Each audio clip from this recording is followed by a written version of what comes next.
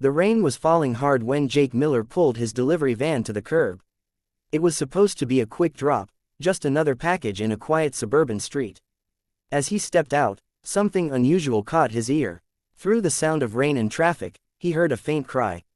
It wasn't loud, but it was sharp and desperate. Jake froze. He had made deliveries for years and knew normal street noises. This was different. The sound came again, weaker this time, and it seemed to be coming from a house ahead. His instincts kicked in before logic didn't. Jake looked at the address on his package. It matched the house where the sound was coming from.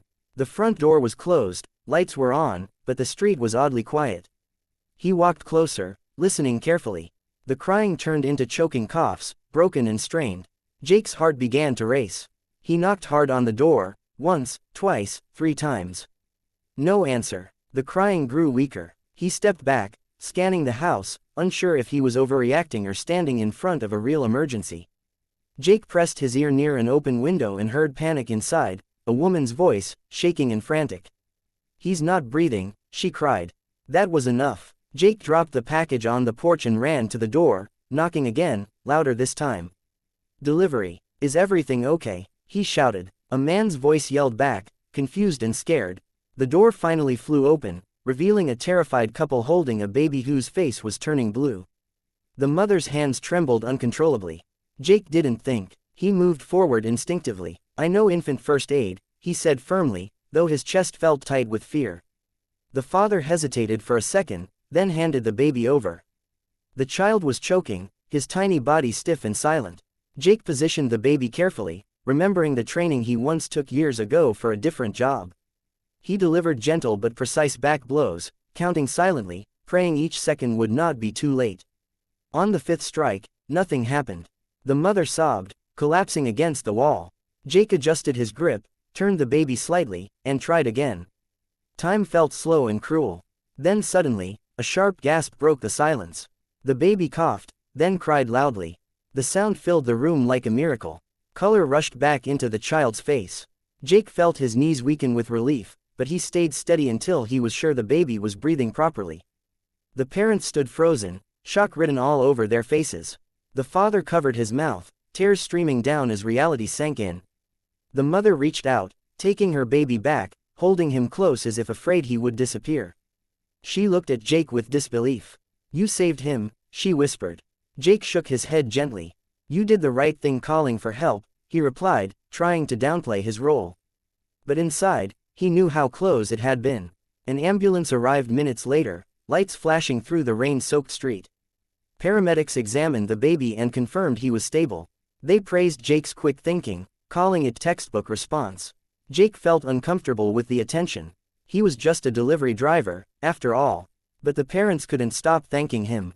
The father shook his hand tightly, refusing to let go. "If you hadn't been here," he said, voice breaking, "we would have lost our son."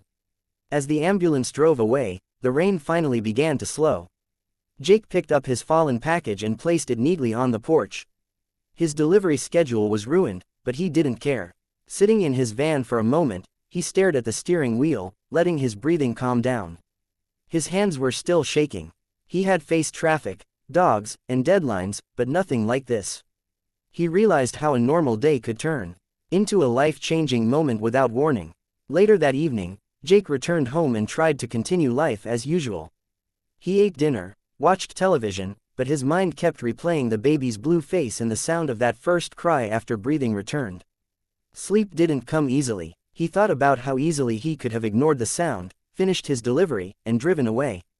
That thought haunted him. It also reminded him how small decisions, stopping, listening, caring, could mean everything. The next morning, Jake's phone buzzed with a notification. A local news outlet had shared the story. Someone had called him a hero. He didn't feel like one. He felt lucky. Lucky that he heard the cry. Lucky that he remembered his training. Lucky that he arrived at the exact moment he was needed. Messages of gratitude flooded in, but Jake focused on one thing only: the baby was alive. That was enough for him. A week later, Jake received a handwritten letter. It was from the parents. Inside was a photo of their baby, smiling and healthy.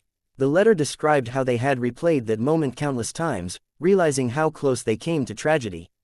They wrote about how Jake's calm voice cut through their panic and gave them hope. Reading it, Jake felt emotion rise in his chest. This was not fame or praise. This was purpose. Jake began to see his job differently.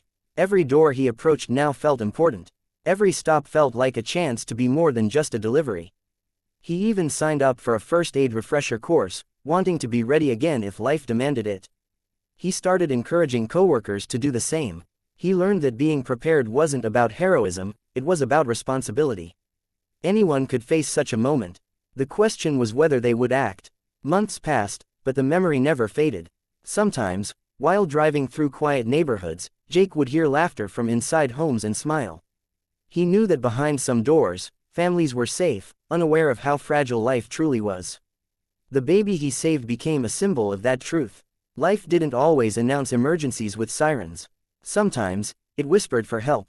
And someone had to be. Jake never asked for recognition, and he never forgot that night. To him, it was proof that ordinary people could change destinies without realizing it.